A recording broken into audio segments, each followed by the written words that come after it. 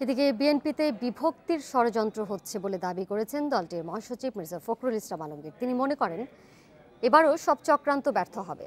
খালেদা জিয়ার ছোট ছেলে আরাফাত রহমান কোকোর চতুর্থ মৃত্যুবার্ষিকী উপলক্ষে সকালে নয়াপল্টনে দলের কেন্দ্রীয় কার্যালয়ে মিলাদ মাহফিলে তিনি এই অভিযোগ করেন। বলেন, জিয়া পরিবারকে রাজনীতি থেকে দূরে রাখতে চক্রান্তের অংশ হিসেবেই খালেদা জিয়াকে বন্দী রাখা হয়েছে। বিএনপি চেয়ারপারসনের মুক্তির দাবিতে শিগগিরই ঐক্যবদ্ধ আন্দোলন গড়ে তোলার কথাও জানান মির্জা ফখরুল। এর আগে বনানীতে কোকোর কবরে শ্রদ্ধা জানান বিএনপি মহাসচিব সহ দলের নেতাকর্মীরা। পরে সাংবাদিকদের প্রশ্নের জবাবে মির্জা ফখরুল জানান, ঢাকা উত্তর সিটি এবং উপজেলা নির্বাচনে বিএনপি অংশ নেবে কিনা সে সিদ্ধান্ত হবে আজ রাতে দলের স্থায়ী কমিটির বৈঠকে।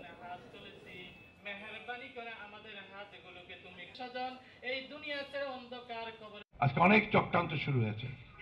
এই চক্রান্তগুলো হচ্ছে বিএনপিকে দুর্বল করার জন্য। এই চক্রান্তগুলো হচ্ছে বিএনপিকে, যেটা এখন পর্যন্ত পারেনি, এর আগেও চেষ্টা করেছে বিএনপিকে বিভক্ত করে তার শক্তিকে ছোট করে দেওয়া। কোনোদিনই তারা সেটা পারবে না।